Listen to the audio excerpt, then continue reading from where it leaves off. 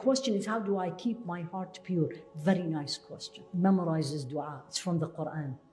When someone really hurts you, they are in your face, especially, let's say, it gets very hard when they are your member of your family, sometimes parents, sometimes siblings, and those that you cannot, I call them non-negotiable relationships. I can't sever it.